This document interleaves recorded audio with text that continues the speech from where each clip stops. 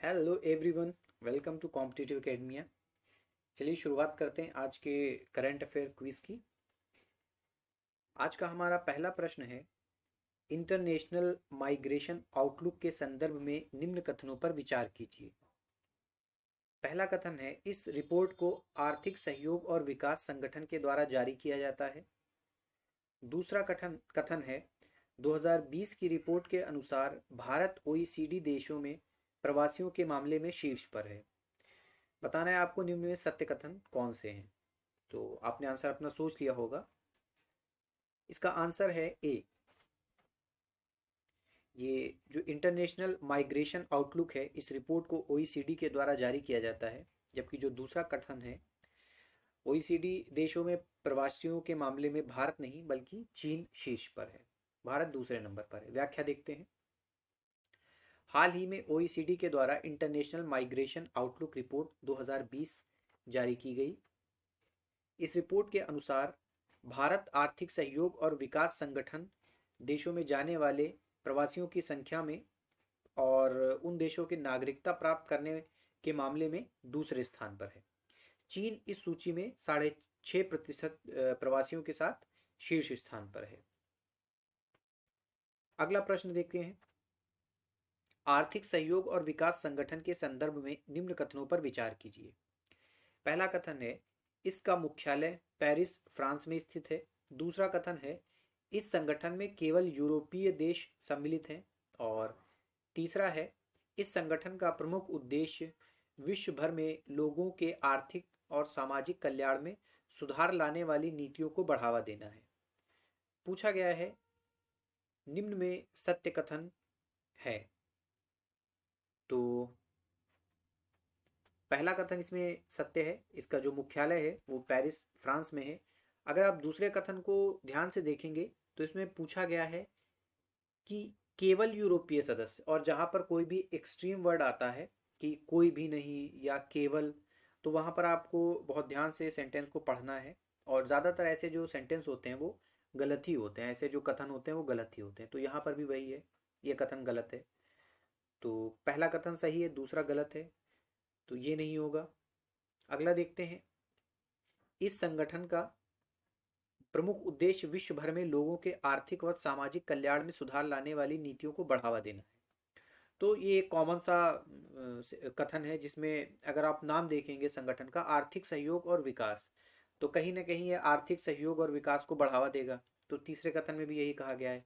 तो अगर आपको पता चल जाए कि तीसरा कथन सही है तो आप कर सकते हैं। तो इसका उत्तर हो जाएगा सी। ये एक ऐसा प्रश्न है जिसमें आप कॉमन सेंस लगा करके भी कर सकते हैं। सिर्फ तीसरे कथन को आपको पकड़ना है और आपका आंसर आ जाएगा। व्याख्या देखते हैं।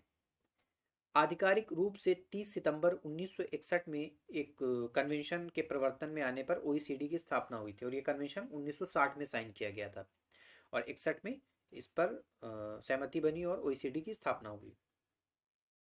वर्तमान में इस संगठन के 37 सदस्य हैं एवं इसका मुख्यालय पेरिस फ्रांस में है। जो 37वां सदस्य अभी हाल ही में बना है वो कोलंबिया बना है 2020 में। तो कोलंबिया साउथ अमेरिका में है, तो जाहिर सी बात है कि इस संगठन में दूसरे जो यूरोप के अलावा भी कॉन्टिनेंट है वहाँ के सदस्य हैं। इसके अलावा इसमें अधिकतर विकसित अर्थव्यवस्थाएं सम्मिलित हैं, जैसे कि अमेरिका हो गया, कनाडा हो गया, इजराइल हो गया, इंग्लैंड हो गया। तो इजराइल एशिया महाद्वीप का देश है, अमेरिका और कनाडा उत्तरी अमेरिकी महाद्वीप के देश हैं, इंग्लैंड यूरोपीय महाद्वीप के देश हैं। तो लगभग सभी महाद्वीप के इसमें देश सम्मिलित हैं, ऑस्ट्रेलिया भी इसमें है। इस संगठन का प्रमुख उद्देश्य विश्व भर में लोगों के आर्थिक और सामाजिक कल्याण में सुधार लाने वाली नीतियों को बढ़ावा देना है। भारत इस संस्था का सदस्य नहीं है, ये चीज आपको याद रखना है।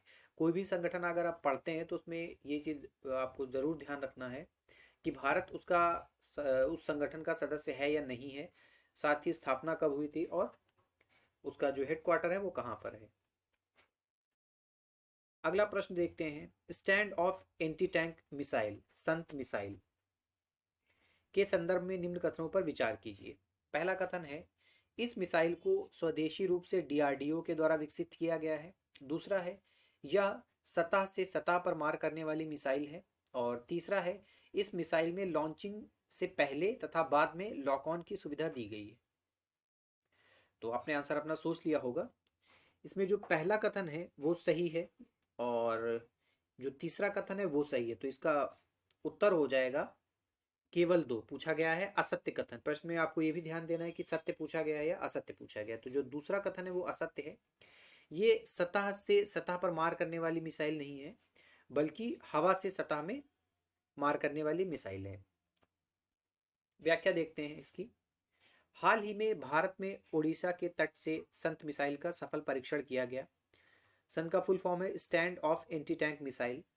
वायु से सतह पर मार करने वाली एक मिसाइल है और इसकी जो मारक क्षमता है वो 10 किलोमीटर से अधिक है। इस मिसाइल को स्वदेशी रूप से डीआरडीओ के द्वारा विकसित किया गया है। ये एक एंटी टैंक गाइडेड मिसाइल है, जो कि जो पहले एंटी टैंक गाइडेड मिसाइल नाग और हेलिना बनाई गई थी, उनका ये उन्नत संस्करण है, अपग्रेडेड वर्जन है। सॉरी।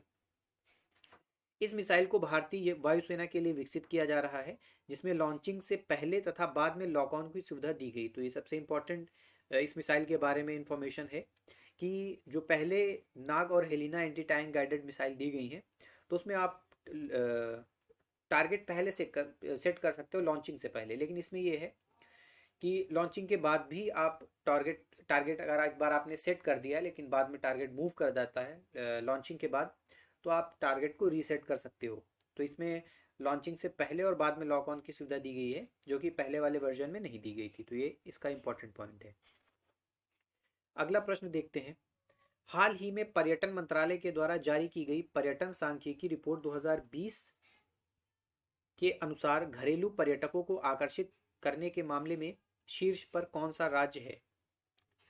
तो ए तमिलनाडु, बी महाराष्ट्र, सी केरल या डी उत्तर प्रदेश। तो उत्तर आपने सोच लिया होगा। इसका उत्तर है डी उत्तर प्रदेश। अभी ये रिपोर्ट हाल ही में जारी की गई है। व्याख्या देखते हैं।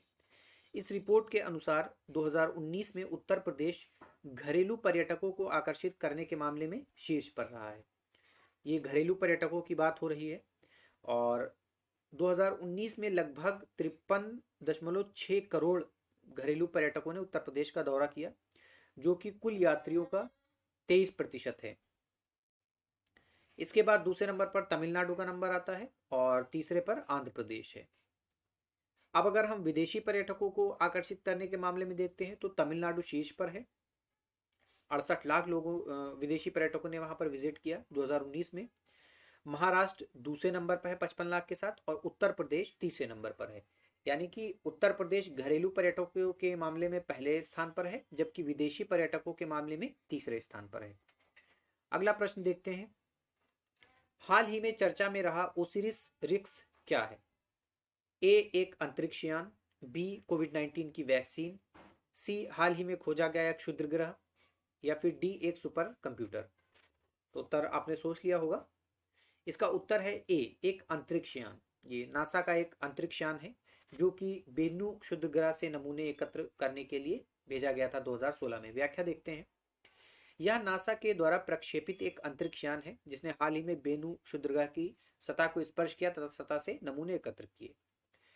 इस अंतरिक्ष यान को 8 सितंबर 2016 में नासा के द्वारा जो केप कैनेवरल उसका एयरफोर्स स्टेशन है वहां से एटलस यू रॉकेट के द्वारा प्रक्षेपित किया गया था। और इस अंतरिक्ष यान का उद्देश्य यही था कि जो पृथ्वी के समीप बेनू क्षुद्र ग्रह है उससे नमूनों का संग्रहण करना और उनका अध्ययन करना है।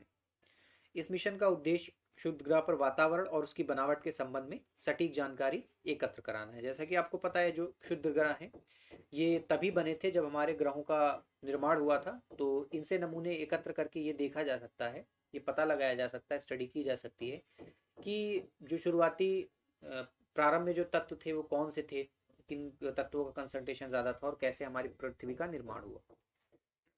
अगला प्रश्न देखते हैं। बेनू क्षुद्र ग्रह स्थित है, तो इसमें पहला है पृथ्वी तथा मंगल के मध्य, दूसरा है मंगल तथा बृहस्पति के मध्य, तीसरा है बृहस्पति तथा शनि के मध्य और डी है इसमें सौरमंडल के बाहर। तो उत्तर आपने सोच लिया होगा। इसका सही उत्तर है मंगल तथा बृहस्पति के मध्य। व्याख्या देखते हैं। बेनू क्षुद्र ग्रह जिसे 1999 RQ36 के नाम से भी जाना जाता है। तो अगर कभी ऐसा पूछ लें कि 1999 RQ36 हाल ही में चर्चा में था, क्या है, तो ये बेनु क्षुद्र ग्रह का दूसरा नाम है। ये मंगल तथा बृहस्पति के मध्य जो इसकी दीर्घवृत्ताकार कक्षा है उसमें ये सूर्य का चक्कर लगा रहा है। मंगल और बृहस्पति की कक्षाओं के मध्य सूर्य की परिक्रमा करने वाले जो छोटे छोटे पिंड हैं उनको क्षुद्र ग्रह कहा जाता है। ये अनियमित आकार के ग्रह हैं जो सूर्य की परिक्रमा अपनी दीर्घवृत्ताकार कक्षाओं में कर रहे हैं। शुद्ध ग्रह ये ग्रह निर्माणकारी तत्वों के अवशेष हैं जिनमें जल, कार्बनिक तत्व, धातुएं आदि प्राकृतिक संसाधन निहित होते हैं। अगला प्रश्न देखते हैं। केंद्रीय माध्यमिक बोर्ड सीबीएसई के द्वारा हाल ही में केंद्रीय शिक्षक पात्रता परीक्षा की वैधता सीमा को बढ़ाकर कितना कर दिया गया है? ए 7 साल, बी 10 साल, सी 15 साल या डी आजीवन?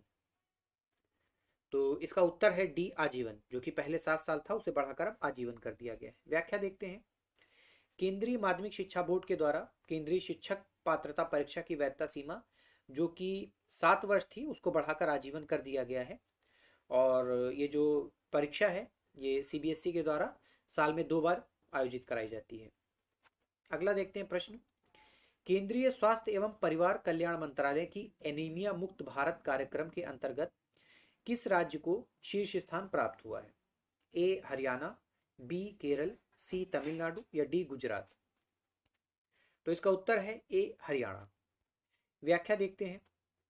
हाल ही में केंद्रीय स्वास्थ्य एवं परिवार कल्याण मंत्रालय तथा संयुक्त राष्ट्र बाल कोष की जो संयुक्त पहल है एनीमिया मुक्त भारत, इस कार्यक्रम के तहत हरियाणा को 29 राज्यों की सूची में शीर्ष स्थान प्राप्त हुआ है। इसने लगभग 93% टीकाकरण का जो लक्ष्य है वो प्राप्त किया है। इस अभियान की शुरुआत केंद्रीय स्वास्थ्य एवं परिवार कल्याण मंत्रालय के द्वारा 2018 में की गई। तो आज के इस डिस्कशन में इतने ही प्रश्न थे। आप लोग चैनल को सब्सक्राइब करिए। अगर आपका कोई सुझाव है तो कमेंट बॉक्स में ज़रूर बताइएगा। इसके अलावा आप बताइएगा इस क्विज में आपके कितने मार्क्स आए, कितने क्वेश्चन आपने सही किए हैं। तो चलिए मिलते हैं कल कुछ नए प्रश्नों के साथ। Take care.